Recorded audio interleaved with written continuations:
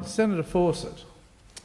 Thank you, Mr Acting Deputy President. I too rise to address the Treasury Laws Amendment Improving Accountability and Member Outcomes in Superannuation Measures Bill No. 1 of 2017 and the Superannuation Laws Amendment Strengthening Trustee Arrangements Bill 2017. I'm glad Senator Watt has remained in the chamber. I trust he's going to stay here for a bit longer because he raised the question. He put the question to the chamber and to the Australian people, why would we change something that is working well?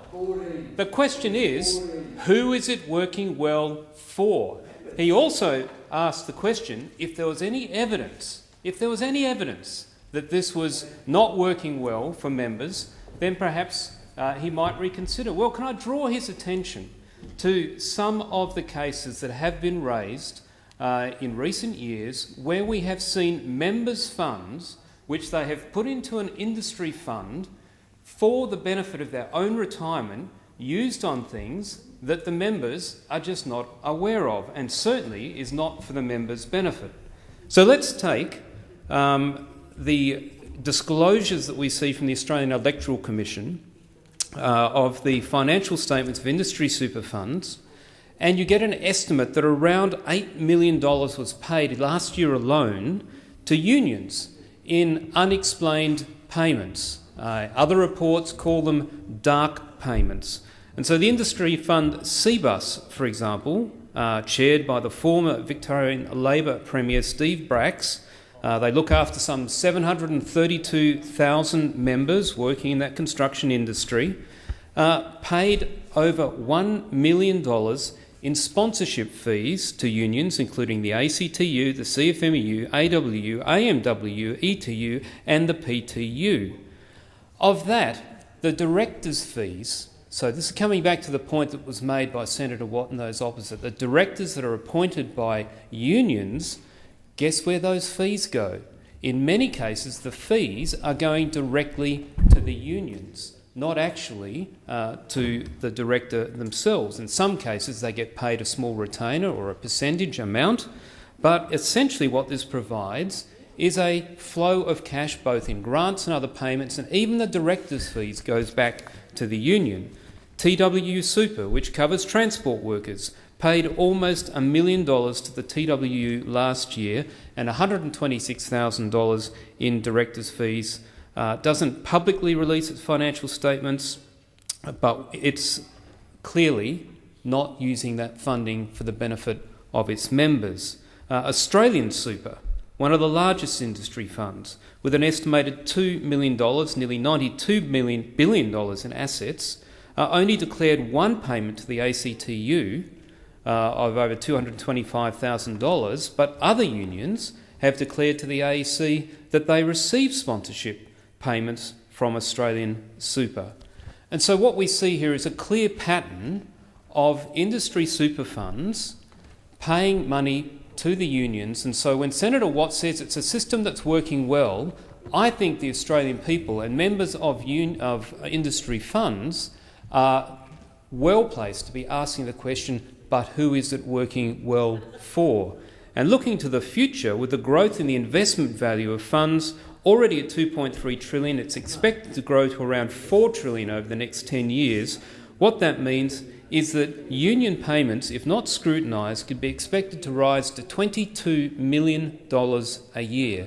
That's $22 million that should be going into the retirement savings of Australian workers, but instead it's being diverted into the political campaigns and other activities of unions, and that is the question that we need to raise.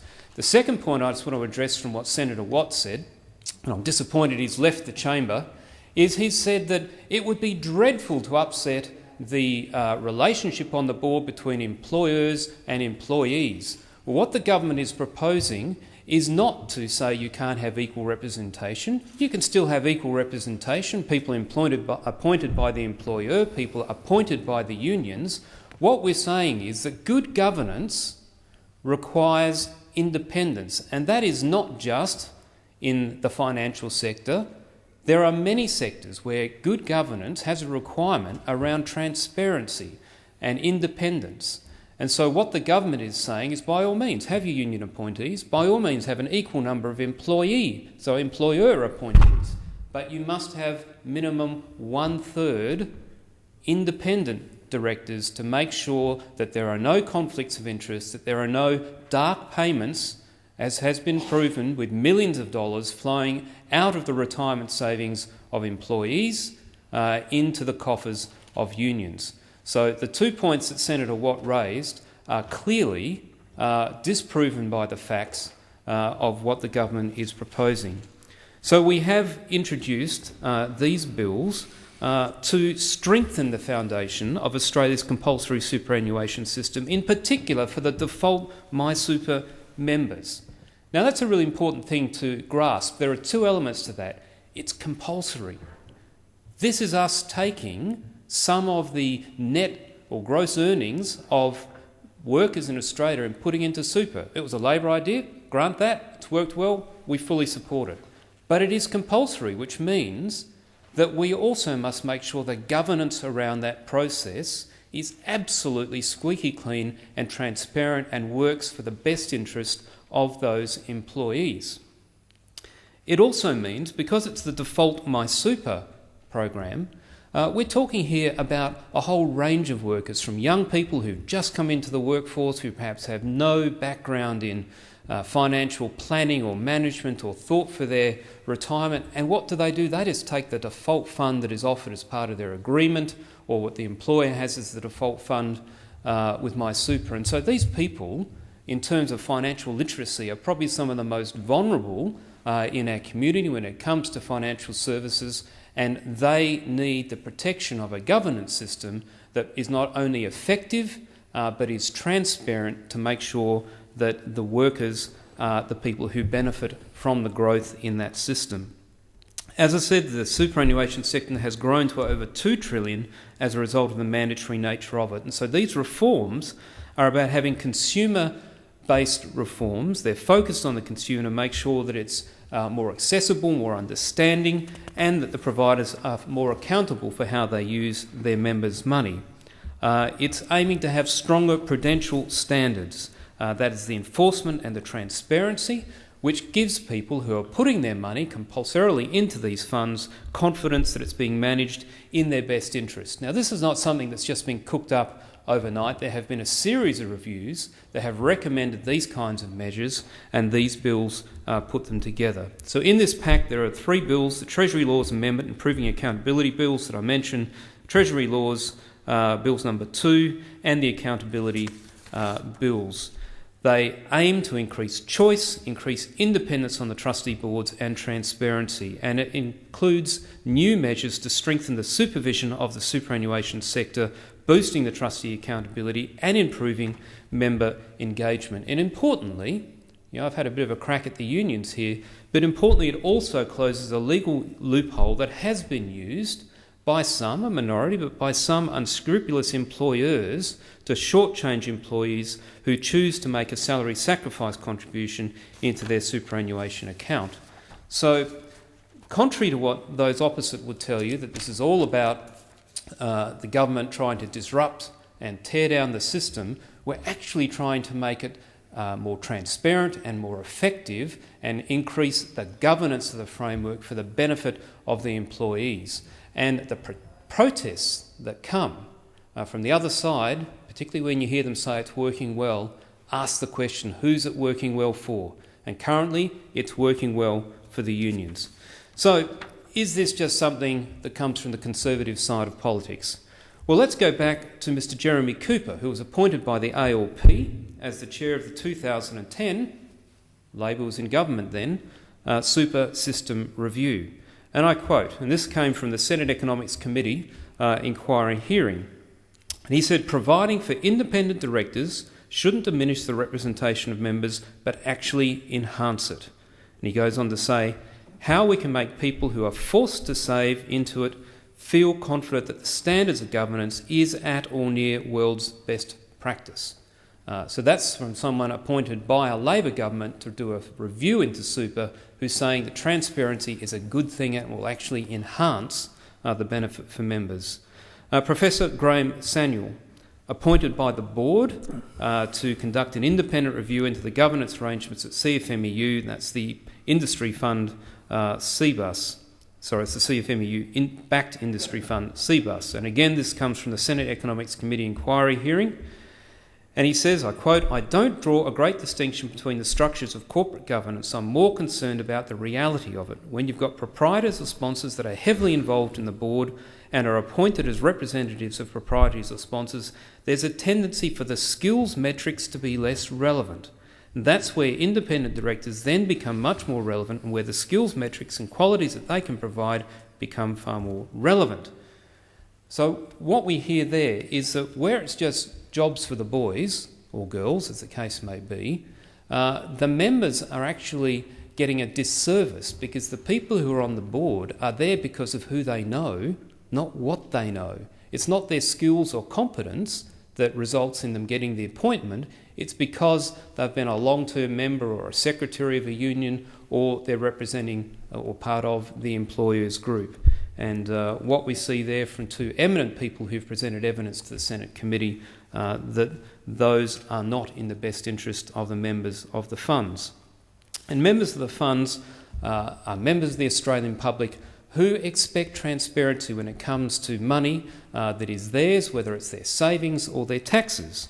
And I see, as looking back at South Australia, where I'm from, when it comes to transparency, we've had an issue just recently where the Aboriginal Affairs Minister, Kayam Ma, has been embroiled in a scandal there about the appointment of a Mr King to the APY lands, and an FOI has uncovered that there were, looks like, backroom deals done, appointments, packages that were approved by the minister. We're not quite sure what the relationship was, but there's been no transparency.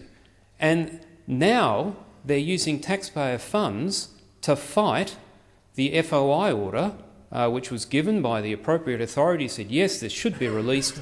They're fighting that, and the public are rightly outraged that money appears to be being spent in a way that is not endorsed by the board even, and unrealistic in terms of terms and conditions. And so when it comes to superannuation, people rightly have the same concerns. In South Australia, questions have been asked about the validity of some of the members of statewide super on the board in South Australia. People are concerned about this concept of jobs for the boys or jobs for the girls. Miss Alexandra Overley has recently been appointed as a board member of statewide super, and she took the position over in March this year after her husband, Justin Hanson, became a state member for Labor of the Legislative Council. Mr Hanson, interestingly, inherited the membership or the directorship from his father. So I've got to say, that's a pretty close nexus from father to son to wife. I think Mr Graham Samuel's point about is there a skills deficit here as opposed to appointment for other reasons is a really valid question that people should be asking. Another statewide super director, Mr Ian Steele, was appointed by the South Australian and Northern Territory branch of the Australian Services Union, and according to his LinkedIn profile, he's also been working for Labor ministers. And in 2015-16, over 70% of the fees received by Mr Steele for his work as a director were paid to the ASU. There are also current members of the lower house from the Labor side who've got a history with statewide super. Mr Georgianos, for example, received $66,000 plus in directors' fees for 1 year, all of which was paid to the ASU. One of our former colleagues here, Senator Anne McEwen, was appointed by the ASU as a member representative on the board of statewide super. Katrine Hilliard MP is the State Labor Member for Disabilities and the Ministers Assisting for Recreation and Sport, a former secretary of the ASU, and she was also a director on the statewide super board and resigned when she went into the Parliament. And so you have to start asking these questions about, is it all just an in-house thing? What value is being added to the members there? Particularly where statewide super has then started sponsoring things in the community that are related to people from the unions who are on their board. on 9th of October, a $150,000 sponsorship for women's sports, when Ms Howard is now, coincidentally, the Minister assisting for Recreation and Sport. Be interesting to know if there is any declaration of conflicts of interest around that particular one. But also, the Australian Electoral Commission records show that the SA branch of the Labor Party received over $16,000 from statewide super in 2015-16. Now, statewide super asserts that this was a refund for overpayments, and it may well be. But in total, statewide super has paid over $600,000 of the retirement savings of hard-working South Australians to the trade unions over the past decade.